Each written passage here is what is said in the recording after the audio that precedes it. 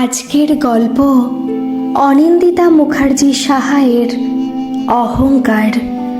গল্পটি ভালো লাগলে অবশ্যই একটা সাবস্ক্রাইব করে আমার পাশে থাকবেন, আর পাশে থাকা নোটিফিকেশনের বেল আইকনটা একটু প্রেস করে দেবেন, যাতে করে আমার গল্প খুব তাড়াতাড়ি আপনাদের কাছে পৌঁছে যেতে পারে। তাহলে শুরু করা যাক আজকের গল্প। কি গো মাসিমা, রান্না বান্না করবে না কিছু? শুয়ে আছো? মামুন এসে বলতেই ঘোলা চোখে একবার তাকালেন নন্দা। বিছানার চাদর এলোমেলো, রান্নাঘর ছড়ানো, দেখে মনে হচ্ছে নন্দা ভালো নেই। ও মাসিমা, হয়েছে কি তোমার? আবার জিজ্ঞেস করলো মামুন। মেয়েটা নন্দার বাড়িতে কাজ করে। যবে থেকে এখানকার সব গুটিয়ে চলে গেল ছেলেটা, তখন থেকেই এই মামুনের ওপর ভরসা করে আছে নন্দা। দেখি কি হয়েছে বলেই মামুন কপালে হাত দিল নন্দার।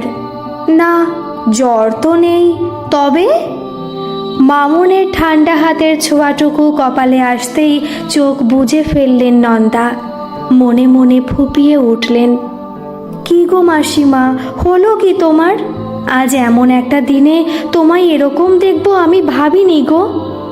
এবার আর থাকতে না পেরে হাউ হাউ করে কেঁদে ফেললেন নন্দা। কিসের বিশেষ দিন রে, কিসের ভালো দিন? আজ দুদিন হলো ছেলেটা আমার একটাও ফোন করেনি। ফোন করছি আমি, ওপাশের পোড়ামুখীটা বলছে সুইচ অফ। বলে আবার কেঁদে ফেললেন নন্দা। মাসিমা, তোমার কি মাথা খারাপ আছে? একটা দিন ফোন ধরেনি বলে তোমার এমন অবস্থা? এখন কত ব্যস্ত থাকে বলো তো অভি দাদা? মামুন কথাটা বলতেই চিৎকার জুড়লেন নন্দা। তুই চুপ কর, একদম চুপ করে থাক। ভুলটা আমারই, কেন যে মরতে এত পড়াশোনা করালাম। ছোটবেলায় ছেলেটা আমার একদম পড়াশোনা করতে চাইতো না। ওকে অ আ শেখাতে গিয়ে আমার রাতের ঘুম চলে গেছিল। মামুন দেখল স্মৃতিচারণের সুখে নন্দার ভেজা চোখ দুটোতে আলোর ঝলক। আর আজ ভাবো তো, কোথায় হাসবে তা না কেঁদে ভাসাচ্ছে। চলো চলো, রান্না বসাও, কাজ কাম সেরে বাড়ি যাই তাড়াতাড়ি। আজ বলি বিশেষ দিন, আর উনি বন্যা করে দিল। এভাবেই কথা বলে মামুন। এতটাই অধিকার জন্মেছে। যখন অভি এসে খবর দিল যে ও সপরিবারে ব্যাঙ্গালোর চলে যাবে, তখন এই মামুনকে খুঁজে ধরে এনেছিল সুজাতা, নন্দার একমাত্র ছেলের বউ। ছেলের বিয়ে দিয়ে বউ এনেছেন, এইটুকুই করেছেন নন্দা। আর কোনো কিছুতেই কোনো হাত নেই। না বউয়ের সাথে দুদণ্ড কথা, না কোনো রাগ, কিচ্ছু তৈরি হয়নি। বছরে দুবার আসে, কিছুদিন থাকে, চলে যায়। এতে আত্মীয়তা ছাড়া আর কিচ্ছু তৈরি হয়নি। চিঙ্কি হলো যখন, গিয়ে 2 সপ্তাহ ছিলেন নন্দা। হাঁপ ধরে যাচ্ছিল ওই অত বড় ফ্ল্যাটটায়। এর থেকে ওনার এই একতলা বাড়ি ভালো, অনেক শান্তির। চলো না মাসিমা, রান্নাটা সেরে নাও। না পারলে বলো, আমি না হয় 2টো ভাতে ভাত ফুটিয়ে দিই। মামুনের কথা শেষ হওয়ার আগেই টেবিলের ওপর রাখা কালো রঙের টেলিফোনটা বেজে উঠল। দেখো অভি দাদা করেছে নাকি? মামুন বলতেই লাফ দিয়ে উঠলেন নন্দা। ফোনটা ধরতেই ওপাশ থেকে, কি গো বৌদি, তোমার তো আজ দারুণ মজা, কেমন লাগছে বলো? ননদ সোমার গলা পেয়ে উৎসাহটা এক ধাক্কায় নেমে গেল। কে করেনি ফোন? দেওর, ভাসুরের ছেলে, দাদা, বড় যা, সবার গলায় উচ্ছ্বাস। অথচ এরাই একদিন কি হিংসে করতো অভিকে। ভালো রেজাল্ট দেখে, অঙ্কের জ্ঞান দেখে, হাতের লেখা দেখে, এমনকি হঠাৎ লম্বা হয়ে যাওয়া নিয়েও কম কথা শুনেছে নন্দা। শোনো না ঠাকুরছি, ভাত ফুটে পড়ে যাচ্ছে, পরে ফোন করছি। নন্দা বলতেই সোমা বলল, বৌদি, আজ আমাদের বড় আনন্দের দিন, খুব খুশি আমি। ওর পিসে মশাইকে তাই বলছিলাম, সোনা খেয়ে জন্ম দিয়েছিল বৌদি আমাদের অভিকে।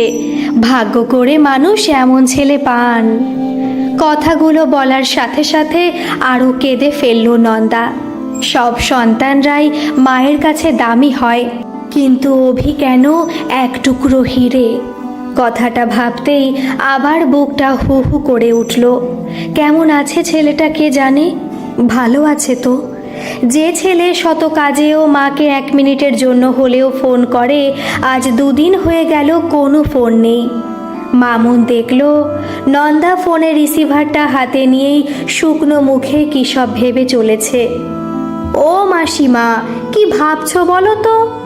মামুন বলতেই নন্দা বিড়বিড় করে বলল, ছেলেটার কোনো বিপদ হয়নি তো মামুন? সন্তানের কোনো বিপদ হলে মা যেন দেবদূতের মতো টের পায়। নন্দাকে দেখে যেন এবার মামুনের মনটাও কেমন করে উঠল। বৌদিকে একটা ফোন করতে পারতে তো, চিন্তিত গলায় বলল মামুন। কে বলল তোকে করিনি? কাল করিনি, আজ সকালে যখন দেখলাম তখনও বাবুর ফোন বন্ধ, তখন ঘুরিয়ে সুজাতাকে করলাম, ওরটাও সুইচ অফ। তাই তো সেই থেকে চিন্তায় ভাবনায় শেষ হয়ে যাচ্ছি। মামুন বলল, মেশো কোথায়? কিছু প্রশ্ন বা পরিস্থিতি এমন থাকে তার জেরে মানুষ ঘন ঘন অনুভূতি চেঞ্জ করে। বেশ ঝাঁঝালো গলায় বললেন, কোথায় আবার? চড়তে বেরিয়েছে? ওনার কোনো হুঁশ আছে যে ডাকলো চললো? আর সবাই নাচানাচি করতে পারে তাই বলে তুমি? যখন ছেলেটার 2 দিন কোনো খোঁজ নেই। সকাল সকাল বললাম বাবু সুজাতা কেউ ফোন ধরছে না, কি বলল জানিস? একটু থামলেন নন্দা, তাকিয়ে আছে মামুন। নন্দা সেটা দেখে উৎসাহিত হয়ে বললেন, তোর মেশো বলল ওদের আর তোমার আমার মতো বেকারত্বর জীবন না, সারাদিন দৌড়াচ্ছে। আর ছেলেটার কথা আর কি বলবো, ওর ব্যস্ততা এখন সবাই জানে। এসব কান্নাকাটি ছেড়ে ঠাকুরকে ডাকো, সব যেন আজ ভালোই ভালোই মিটে যায়। বল, এই মানুষটাকে নিয়ে কি করব আমি? আর করবোটাই বা কি? হয়ে তো গেল শেষ, কেটেও গেল সারা জীবন। আর ছেলেটার যদি কিছু হয় জেনে রাখিস মামুন, তোর মাসিমার নেই। বলেই আবার ফুপিয়ে উঠলেন নন্দা। মামুনের চোখ দুটো এতক্ষণে জল চিকচিক করতে শুরু করেছে। জলের নিয়মই তাই, শুকনো জায়গা দেখলেই গড়িয়ে যায়। দুজনেই নিঃশব্দে কেঁদে যাচ্ছে। পরিস্থিতি বোধহয় এরকমই হয়, দুজন ভিন্ন মানসিকতার মানুষ একে অপরকে আঁকড়ে ধরতে গিয়ে সম মানসিকতার হয়ে যায়। মামুনও এক লহময় কাজের কথা ভুলে, সময়ের কথা ভুলে কাঁদতে বসে গেল। কতক্ষণ মুহূর্তটা কাটলো হিসেব নেই, থাকতো না যদি না অসময়ে কলিং বেল বেজে উঠত। ঘড়ি দেখলেন নন্দা, 12:30 বাজতে চলেছে। মিউনিসিপ্যালিটির গাড়ি বোধহয়। মামুন, একটু কালো প্যাকেটটা নিয়ে আয় না বাবা। নন্দা বলেই একবার ঘরে চোখ বোলালেন। চারিদিকে বাসি গন্ধ। এত বেলা অবধি কখনো ঘর এমন রাখেন না নন্দা। 7টার মধ্যে বাসি কাজ সব সেরে ফেলেন। আর এই সময় তো রান্না সেরে অপেক্ষা করে। মামুন ঘর মুছে গেলেই স্নান করে পুজো দিয়ে নেয়। সকালে অবশ্য বাসি কাপড় ছেড়ে ঠাকুরদের একটু জল বাতাসা দেন। আজ ঠাকুরাও যেন শোক পালন করছেন। ঠাম্মি, ঠাম্মি! কার গলা শুনছেন নন্দা? এ তো চিঙ্কির গলা। ও এ সময় এখানে? তাড়াতাড়ি বাইরে আসতে গিয়ে ছুটে এসে জড়িয়ে ধরল নন্দাকে। নন্দা চিঙ্কিকে দেখে যেন আরো ভয় পেয়ে গেলেন। এই অসময়ে ওরা এখানে? আজ তো ওদের ওই রাজ্যেই থাকার কথা। এমন একটা দিনে ওদের আনন্দই আলাদা। বাজি পুড়বে, বোতলের ফেনা উপচে পড়বে, তাহলে ওরা? তাহলে কি ওর ভাবনায় সত্যি ছেলেকে নিয়ে ওরা ফিরল? হাত পা আর সরছে না যেন। এতদিনের খাটনি আর নিতে পারল না বোধহয়। বাবা কোথায়? কাপা গলায় জিজ্ঞেস করলেন নন্দা। ততক্ষণে সুজাতা এসে উত্তরটা ধরে বলল, বাবা মানে অভি নাকি আমাদের বাবার কথা বলছেন? পিছন থেকে সুবল মুখ বের করে বললেন, না না, অভির কথাই বলছেন উনি। ছেলের ফোন সুইচ অফ, ওনার মাথা খারাপ হয়ে যাচ্ছে। সুজাতা বলল, কাল থেকেই অফ, বাড়িও আসছে না সপ্তাহখানেক। বলল সুজাতা বাড়ি গিয়ে শান্তি পাবো না, আর বাড়িটাও প্রায় ঘন্টাখানেক দূর, তাই আমিও জোর করিনি। সুজাতার সাবলীলভাবে কথা বলাতে খানিক যেন স্বস্তি পেলেন নন্দা। ছেলে বোধহয় ঠিকই আছে, না হলে বউ এত জন্মনে থাকতে পারে? হঠাৎ দুদণ্ড ভেবে নন্দা বললেন, কাল থেকে ফোন বন্ধ, কোনো খোঁজ পাসনি? সুজাতা হাত দুটো বেসিনে ধুয়ে জল ঝাড়তে ঝাড়তে বলল, পেয়েছি বলতে ওর কজন কলিগের বউরা মিলে আমাদের একটা হোয়াটসঅ্যাপ গ্রুপ আছে, সেখান থেকে জানলাম সবাই ভালো আছে, সেফ আছে। বিপদ আপদ হলে তার খবর হাওয়ায় এসে পৌঁছে যায়। খুব খুশি হলেন না নন্দা। সেটা লক্ষ্য করেই ব্যাগ থেকে আনা স্যানিটাইজার বের করে মেয়ের হাতে দিতে দিতে বলল সুজাতা, আর আজ এমন একটা সুন্দর দিনে বাজে ভাবনা ভাববই বা কেন? একদম ঠিক, বোঝা তো তোর মাকে। সারাদিন নেগেটিভ ভাবতে থাকলে পজিটিভগুলো নেগেটিভ হয়ে যায়। সুবল প্রতিবাদী কণ্ঠে বললেন। সুজাতা বলল, মামুন্দি একটু চা খাওয়াবে গো? হঠাৎ ডিসিশন নিয়ে বাবাকে জানিয়ে চলে এলাম। তোমার অভিদাও জানে না আজ এমন একটা খুশির দিনে বাবা মায়ের সাথে কাটাবো বলেই আশা। মামুন এতক্ষণ দাঁড়িয়ে চিঙ্কির সাথে খেলছিল। বছর চারেকের মেয়ের, অথচ কি কটকটি, ফটফট করে ইংরেজি বলছে। মামুন বলল, যাচ্ছি বৌদি, তুমি বসো, আমি চা আর একটু কিছু এনে দিচ্ছি। সুজাতা নন্দার দিকে ঘুরে বলল, যাও মা, তাড়াতাড়ি স্নান করে রেডি হও। তোমার ঠাকুরকে একটু বলো আজ সব যেন ভালোই ভালোই মিটে যায়। সুবল বললেন, মিটবে রে মিটবে, আমার গুরুদেব ঠিক ভালোই ভালোই মিটিয়ে দেবে। অবাক হয়ে যাচ্ছেন নন্দা। দুদিন বরটার কোনো খোঁজ নেই। কি করে এত নিশ্চিন্ত আছে মেয়েটা বুঝতে পারছেন না নন্দা। এই জন্যই মা মাই হয়। মনে মনে বললেন নন্দা, গুরুদেব আমার ছেলেটাকে দেখো তুমি। সুজাতা সবাইকে রেডি করে যখন পৌঁছালো ঘড়িতে 5টা বাজে প্রায়। স্কুলে ঢুকে চোখ ধাঁধিয়ে যাচ্ছে ওর। কত বড় স্ক্রিন লাগিয়েছে, সামনে পাতা রয়েছে, সারি সারি চেয়ার, যেন সিনেমা দেখানো হবে। মফস্বলের ছেলে অভি, আর সুজাতা একদম কলকাতার মেয়ে। প্রেমটা অনেক দেরিতে শুরু হয়েছিল, শুধু এই একটা কারণে। এই জায়গায় এসে থাকা ওর পক্ষে সম্ভব না বলে সিদ্ধান্ত নিতে দেরি করেছিল সুজাতা। তাই যখন ব্যাঙ্গালোরে চাকরিটা পেয়ে গেছিল অভি, হাঁপ ছেড়ে বেঁচেছিল যেন। আসলে খুব দমবন্ধ লাগতো ওর, কিন্তু আজ মনে হচ্ছে এত আন্তরিকতা, এত ভালোবাসা শহরে হয়তো নেই। ওখানে তো কেউ কারোর কথা ভাবেও না। এখন লখনৌ থাকে ওরা, ওখানকার অবস্থা আরও খারাপ। অর্ধেক দিনে অভি বাড়ি থাকে না, আর চিঙ্কিটা বড্ড ভোগে। খুব অসহায় লাগে সুজাতার সেই সময়গুলো। বৌদি আসুন, কাকিমা কাকু আসুন, সামনে বসুন। একজন এসে ডাকতে চমক ভাঙল সুজাতার। লখনৌ থেকে সোজা বকুলতলা হাই স্কুলের মাঠে। কি সুন্দর সাজিয়েছে আজ স্কুলটা, চারিদিকে আলো ঝলমল করছে। বড় স্ক্রিনে দেখানো চলছে কৃতি ছাত্রদের নামের তালিকা, স্কুলের উন্নয়ন, আরও উজ্জ্বল মুহূর্ত। ওই দেখ চিঙ্কি, তোর বাবা। সুবলের কথায় সবাই তাকালো সামনের স্ক্রিনে। সেখানে ফুটে উঠেছে কৈশোর অভিযান দত্তর ছবি। 1995 সালের মাধ্যমিকে জেলার মধ্যে 5ম, এই স্কুলে প্রথম হয়েছিল। ইপস, কি ন্যাস্টি লাগছে বাবাকে, ইমলি বলল। সুবল বললেন, তখন ন্যাস্টি ছিল তোর বাবা, এত খাওয়া এত যত্ন তখন কোথায়? এমন দিনও গেছে তোর ঠাম্মি রাতে আটা দিয়ে 5টা রুটি বানাতে পেরেছিল। 3টে তোর বাবাকে খাইয়ে আমি আর তোর ঠাম্মি একটা করেই খেতাম। কোনোদিন সেটাও জুটতো না, মুড়ি জল ঢেলে খেতাম। মাছ ডিম সেসব তো মাসে 2-1 আনতাম। বিড়বিড় করে স্ক্রিনের দিকে তাকিয়ে বলে যাচ্ছেন সুবল। পাশে চিঙ্কি ততক্ষণে মায়ের ফোনে রায়ানের দুনিয়ায় আটকে গেছে। ঝলমলে দুনিয়া, যেখানে দাঁড়িয়ে ওর পক্ষে বোঝা সম্ভব না অপুষ্টি আর পুষ্টির পার্থক্য। কিন্তু এই 4 বছরেই অভি বুঝে যেত কোনটার বায়না থোপে টিকবে। সবটাই আসলে পরিস্থিতি। বিড়বিড় করে বলা কথাগুলো চিঙ্কি না শুনলেও পাশে নন্দা ঠিক শুনেছেন। তাই হয়তো হাতে চাপ দিলেন নন্দা। ঘুরে দেখলেন সুবল নন্দাকে। ঘড়িতে 6টা বাজতে 15। সামনের স্ক্রিনে তখন চাঁদের মাটি। খুব খুব ধীরে ধীরে নামছে সেই যান। এত বড় স্ক্রিনে চাঁদের মাটিটাকে বড্ড মোহময় লাগছে। সুবল দেখল স্কুলের এত বড় মাঠ পুরো শান্ত। আগেরবার তীরে এসে তরি ডুবেছিল, তাই এবার প্রত্যেকেই হয়তো চোখ স্ক্রিনে রেখে মনে মনে ভগবানেরই নাম নিচ্ছে। সব কাজ যখন শেষ আর যখন কিছু করার থাকে না, তখন বাঁচালে হয়তো ওই অদৃশ্য শক্তি বাঁচাতে পারে, আর মারলেও উনি।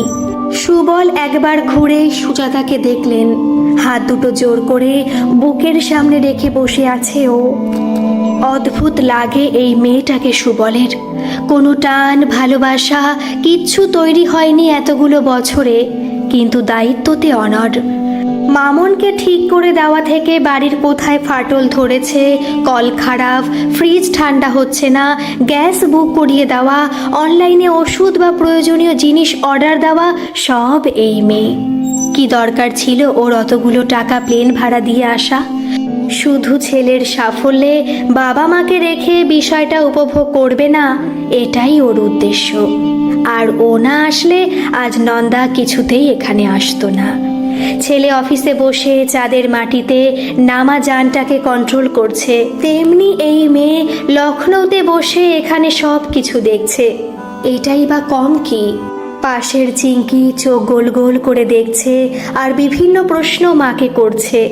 মাম্মা, এই ভেহিকলটা পাপা পুরো নিজে বানিয়েছে? না Chinki, this is a team work.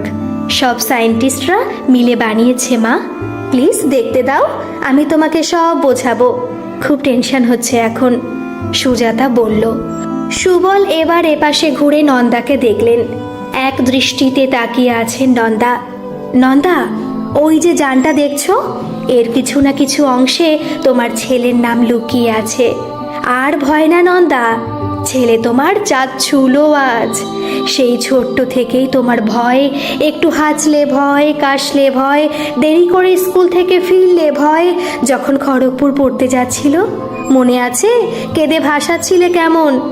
আর আজ ফোনে পাচ্ছিলে না বলে কি কাণ্ডই না করলে। তোমায় বুঝতে হবে নন্দা, ছেলে তোমার ঘরে আটকে থেকে মা বাবার সেবা করবে বলে জন্ম হয়নি। ওর অনেক কাজ, ওর দেশ মায়ের প্রতি দায়িত্ব কম। মনে আছে নন্দা, সেদিনটা যেদিন উচ্চ মাধ্যমিকের রেজাল্ট বেরোলো, অঙ্কে 2 নম্বর কম বলে কি কান্নাকাটি অভির, সাথে তুমিও কাঁদছিলে। 2 পাগলকে নিয়ে আমার সেদিন নাজেহাল অবস্থা। সুবলের এক নাগারে বলা কথার সাথে চোখের জলের কেমন অন্য একটা বন্ধুত্ব। কখন যে তারা গাল বেয়ে নেমে এসেছে নিজেও বোঝেননি সুবল। চারিদিকে হাততালি, ইয়ে বলে চেঁচিয়ে উঠল চিঙ্কি। সুজাতা উঠে দাঁড়িয়ে হাততালি দিচ্ছে। সুবলও উঠে দাঁড়ালো। সামনের স্ক্রিনে তখন ইসরোর একটা ঘরের ছবি ফুটে উঠেছে। সবাই উল্লাস করছে, মজা করছে। নন্দা মুখ বাড়িয়ে খুঁজছে ছেলেকে। ওই কোণের আগের জন কি? সামনে প্রধানমন্ত্রীর ছবি ফুটে উঠেছে। উনি সব সায়েন্টিস্টদের অভিনন্দন জানাচ্ছেন। আহা আহা, আমার বুকটা আনন্দে ফেটে যাচ্ছে নন্দা। মনে হচ্ছে আমার জন্ম সার্থক। ভগবান আমাকে কোনো কিছুই দেননি, না টাকা, না ফুর্তি, না আনন্দ, না সুখ, শুধু আজ দিনটা দেখাবে বলে। শ্রী গুরু জয়, বিড়বিড় করেই যাচ্ছে সুবল। 1 সপ্তাহ আগে আমি নিজে অভির সাথে হোয়াটসঅ্যাপে কথা বলেছি। ও জানিয়েছিল ও রিমোট সেন্সিং প্রেসক্রাফট মিশনের সঙ্গে যুক্ত। আমাকে লিখলো, আজ আমি যা কিছু শুধু আপনাদের জন্য এখানে স্যার। একটু প্রে করবেন স্যার।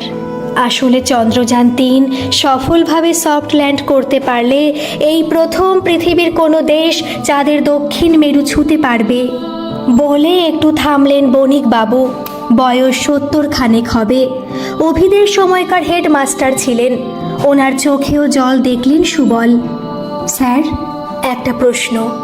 চেয়ারে বসা ছাত্রদের মধ্যে একজন জিজ্ঞেস করল। বণিক বাবু বললেন, বল, কি জানতে চাস বল। আজ শুধু তোদের জন্য এত আয়োজন করেছি। আমি অনুরোধ করেছি স্কুল কর্তৃপক্ষকে এই আয়োজনটুকু করার জন্য। এটা হয়েছে বলে তোরা আজ এখানে বসে সবটা দেখলি, জানলি। প্রশ্ন করছিস, না হলে সাইকেল নিয়ে ঘুরে বেড়াতিস। অভিযানের এই কর্মকাণ্ডকে বুকে নিয়ে কাল থেকে পড়াশোনা কর সব। আজকাল আর টিভির পর্দায় এই স্কুলের নাম দেখি না। আমি চাই প্রতি বছর একটা করে অভিযান বেরোক। এতটুকু বলে একটু থামলেন বণিক বাবু, তারপর আবার বললেন, বল কি জানতে চাস? স্যার, ওই বিক্রম ল্যান্ডার কতদিন থাকবে ওখানে? ছেলেটি জিজ্ঞেস করতেই বণিকবাবু বললেন, ভারতের ল্যান্ডার বিক্রমে 6টি পা রয়েছে। অবতরণের পরেই ল্যান্ডারের ভেতর থেকে বেরিয়ে আসবে রোভার। ল্যান্ডার এবং রোভার 14 দিন পরীক্ষা চালাবে চাঁদে। চন্দ্রপৃষ্ঠের গর্তগুলিতে ঠিকই রহস্য লুকিয়ে রয়েছে। চাঁদে কি কোনো দামি বস্তু রয়েছে কিনা, চাঁদে জলের কোনো অস্তিত্ব রয়েছে কিনা তা খতিয়ে দেখবে। বণিকবাবুর উত্তর দেওয়ার সাথে আরও প্রশ্ন আসলো ছাত্রমহল থেকে। সুবল নন্দার দিকে তাকিয়ে বললেন, কি বুঝছো নন্দা? নন্দা বললেন, ছেলেটা ফোন কেন করছে না বলো তো? হেসে ফেললেন সুবল। তখন সামনে থেকে অ্যানাউন্স করলেন বণিকবাবু, সামনের সারিতে বসে থাকা অভির 2 মাকে ডেকে নিচ্ছি কিছু বলার জন্য। নন্দা কেমন কুকড়ে গেলেন, আঁচলটা আরও জড়িয়ে নিলেন কাঁধে। সুবল বললেন, যাও নন্দা যাও, তোমাকে যেতেই হবে। তোমার গর্ভ থেকেই তো এমন জিনিস বেরিয়েছে, জবাব তোমাকে দিতেই হবে। চিঙ্কি উঠে এসে বলল, চলো ঠাম্মি। কি স্মার্ট এই একরত্তি মেয়ে, হবে নাই বা কেন? এ যে বাবার গর্বে গর্বিত।